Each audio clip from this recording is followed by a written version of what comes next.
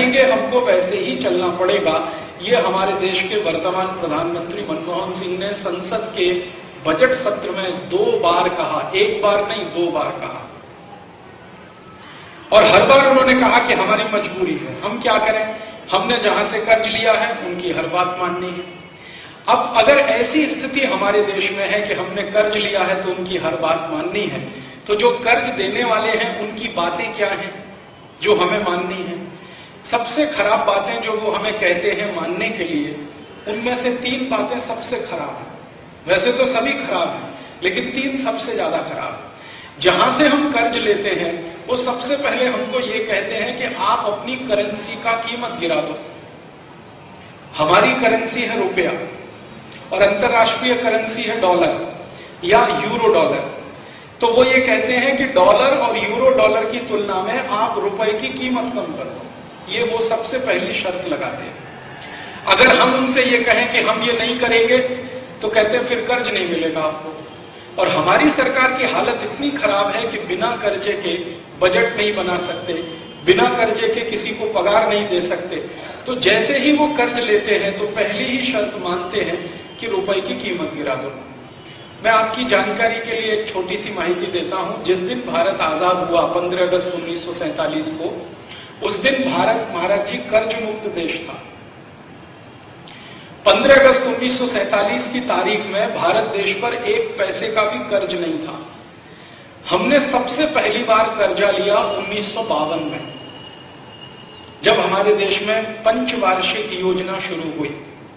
दूसरा कर्ज लिया 1957 में, तीसरा लिया 1962 में, और 62 में डबल कर्ज लिया महाराज जी हमने। पहला तो लिया पंचवार्षिक योजना, तीसरी पंचवार्षिक योजना के लिए, और दूसरा लिया चीन से भारत पर जो हमला हो गया था उस चीनी हमले का सामना करने के लिए। इसी तरह चौथी बार कर्ज लिया 1965 में, पाकिस्तानी हमला हुआ और हमले से देश को बचाना है। 5वीं बार कर्ज लिया 1967 में, छठी बार लिया 1971-72 में, और उस समय भी महाराज जी 2 कर्ज लेने पड़े, डबल लेना पड़ा। एक तो पंचवार्षिक योजना के लिए, दूसरा बांग्लादेश बनाने के लिए। पाकिस्तान का हमला हुआ था 1971 में और उसका दुष्परिणाम बाद में बांग्लादेश रूप में आया। उसके बाद आगे कर्ज लिया 77 में, फिर 82 में, फिर 84 में, फिर ऐसे करते करते कर्ज लेते गए। 1991 तक हम जब कर्ज लेते थे तो उसका नियम यह था कि 2-3 साल 4 साल में एक बार लेते थे। 1991 में हमारे देश में डॉक्टर मनमोहन सिंह जब वित्त मंत्री बने तो इन्होंने एक नियम बना दिया कि भारत अब हर साल कर्ज लेगा। 1991 के पहले हर 2-3 साल 4 साल में या 5 साल में एक बार कर्ज लेंगे। 91 के बाद इस देश में एक नियम आया, उदारीकरण।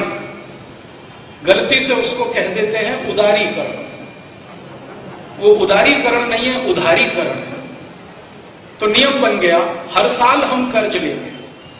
1991 के पहले महाराज जी इस देश में नियम था कि केंद्र सरकार विदेशी कर्ज लेती थी और राज्य को बांटती थी जिसको जितनी जरूरत हो। 1991 में नियम बन गया कि अभी सीधे राज्य सरकार भी विदेशी कर्ज ले सकती है। फिर 1996 में नियम बना इस देश में कि अब भारत का कोई भी म्युनिसिपल कॉरपोरेशन सीधे विदेशी कर्ज ले सकता है। फिर 2004 में पिछले साल महाराज जी एक नियम बना दिया है सरकार ने कि अब भारत की कोई भी ग्राम पंचायत सीधे विदेशी कर्ज ले सकती है। पहले केंद्र सरकार लेती थी, फिर राज्य सरकार ने लेना शुरू किया, फिर म्युनिसिपल कॉरपोरेशन ने। अब भारत की ग्राम पंचायतें सीधे विदेशी कर्ज ले सकती हैं। और इस साल ये दुर्घटना हो गई। हिंदुस्तान की सबसे पहली ग्राम पंचायत जिसने विदेशी कर्ज लिया है वो कर्नाटक राज्य में है और उस ग्राम पंचायत का नाम है पुत्तूर। उडुपी जिले में है। उडुपी दक्षिण कर्नाटक का आखिरी जिला है, उसके बाद केरल राज्य शुरू हो जाता है। तो उडुपी जिले की ग्राम पंचायत पुत्तूर, उसने इस साल $60 करोड़ विदेशी कर्ज लिया है। उस ग्राम पंचायत के सरपंच से मुझे मिलने का सौभाग्य मिला अभी थोड़े दिन पहले, क्योंकि मैं उस गांव में व्याख्यान देने गया था। मैंने सरपंच को पूछा, भाई ये $60 करोड़ जो आपने कर्ज लिया है इसको वापस कैसे करेंगे? तो कहने लगा, राजीव भाई मैंने पूरी ग्राम पंचायत को गिरवी रख दिया, मॉर्गेज कर, माने ग्राम पंचायत की सारी संपत्ति उसने गिरवी रख के $60 कोटी कर्ज ले लिया। वापस कैसे करेंगे? वो कहता है ग्राम पंचायत की संपत्ति बिक जाएगी, इससे ज्यादा क्या होगा। मैंने पूछा ये कर्ज किसके लिए लिया है? तो पूरी ग्राम पंचायत को पानी देना है, पीने का पानी, उसके लिए पाइपलाइन बिछानी है, उसके लिए कर्ज लिया। मैंने उसको पूछा अभी क्या हो रहा है? तो कहने लगा पाइपलाइन बिछा रहे हैं, पानी है, पानी नहीं है, पाइपलाइन बिछा रहे हैं। पानी कब आएगा?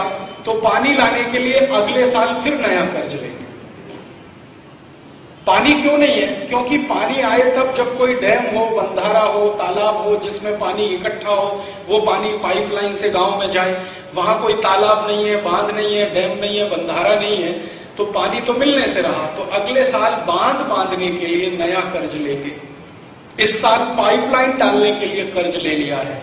और उस पुत्तूर ग्राम पंचायत ने भारत के 6,32,000 ग्राम पंचायतों के लिए रास्ता खोल दिया है। अब सब कर्ज लेना शुरू करें। और हमारे वर्तमान प्रधानमंत्री का सबसे ज्यादा जोर है ऋणम कृत्वा घृतम पिबेत, यावत जीवेत सुखम जीवेत ऋणम कृत्वा घृतम पिबेत। हमारे देश में एक व्यक्ति हुए चारवाक, उनका एक फिलॉसफी था, उसको भारतीयों ने कभी स्वीकार नहीं किया। वो फिलॉसफी यही था, ऋणम कृत्वा घृतम पिबेत यावत जीवेत सुखम जीवेत। जब तक जियो सुख से जियो, कर्जा लेके घी पियो। तो हमारे प्रधानमंत्री ने सबके लिए रास्ते खोल दिए हैं। आप परिवार में हैं तो कर्जा लो, कर्जा लेके घर बांधो, कर्जा लेके कार खरीदो, कर्जा लेके क्रेडिट कार्ड रखो, कर्जा लेके शेयर बाजार में पैसा लगाओ, कर्जा लेके धंधा करो, कर्जा लेके कुछ भी करो।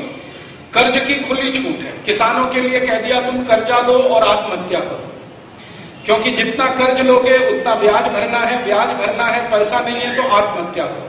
तो हर साल किसानों की आत्महत्याएं हो रही हैं, छोटे छोटे व्यापारी मर रहे हैं, फंस रहे हैं। ये कर्जे का एक मकड़ जाल हिंदुस्तान में शुरू कर दिया है। जैसे अमेरिका में होता है ना, कोई बच्चा जन्म लेता है तो कर्ज में और मरता है तब भी कर्ज में। वही व्यवस्था अब हिंदुस्तान में लाई जा रही है। अब इसमें समस्या क्या आती है कि कर्ज लेना तो आसान है, पटाना मुश्किल है, क्योंकि ब्याज भरना पड़ता है और ब्याज की कई सारी शर्तें होती हैं, वो तकलीफ देता है। तो उनकी शर्तें क्या होती हैं? सबसे खराब शर्त होती है, आप कर्जा जिस दिन लोगे उसी दिन वो कहेंगे कि आपकी रुपए की कीमत गिराओ। तो हमारी सरकार रुपए की कीमत गिराती है। 15 अगस्त 1947 को जिस दिन भारत आजाद हुआ, कर्ज मुक्त देश था, उस दिन भारत का ₹1 और अमेरिका का $1 दोनों बराबर थे। 15 अगस्त 1947 का कोई भी समाचार पत्र निकालकर आप पढ़ना, क्योंकि उस जमाने में कुछ अखबार निकलते थे। एक अखबार निकलता था हिंदुस्तान टाइम्स, एक निकलता था टाइम्स ऑफ इंडिया, एक निकलता था मुंबई समाचार। मुंबई समाचार आजादी के पहले का अखबार। आपके यहाँ कोई लाइब्रेरी में मुंबई समाचार की कॉपी मिल जाएगी 15 अगस्त 1947 की। उसके फ्रंट पेज पर रुपए और डॉलर का एक्सचेंज रेट लिखा हुआ है, राइट हैंड में कोने पर है। उसकी कटिंग मेरे हाथ में है, मेरी फाइल में।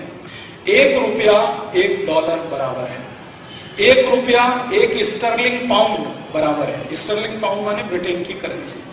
₹1 और एक फ्रैंक फ्रांस की करेंसी, वो बराबर है। ₹1 और एक ड्यूशमार्क जर्मनी की करेंसी, वो बराबर है। दुनिया में उस समय जितने भी बड़े देश माने जाते हैं उनका एक करेंसी और हमारा एक करेंसी बराबर है। कारण क्या है कि वो दिन तक भारत कर्ज मुक्त देश है। वो दिन तक हम कर्ज देने वाले देश हैं, लेने वाले नहीं। 15 अगस्त 1947 को भारत साहूकार था और भारत का कर्जा इंग्लैंड के ऊपर था। 1732 कोटी स्टर्लिंग पाउंड, 1732 कोटी स्टर्लिंग पाउंड हमारा कर्ज इंग्लैंड के ऊपर था, जो हमने उनको दिया था 1939 में दूसरा विश्व युद्ध लड़ने के लिए। क्योंकि इंग्लैंड के पास दूसरा विश्व युद्ध लड़ने के लिए पैसा नहीं था और हिटलर उनको मारने को तैयार बैठा था।